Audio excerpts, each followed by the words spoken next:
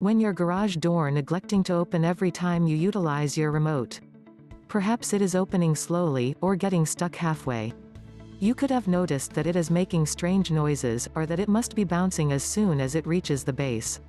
These are common conditions that lots of people will face when they have a garage door that may be malfunctioning.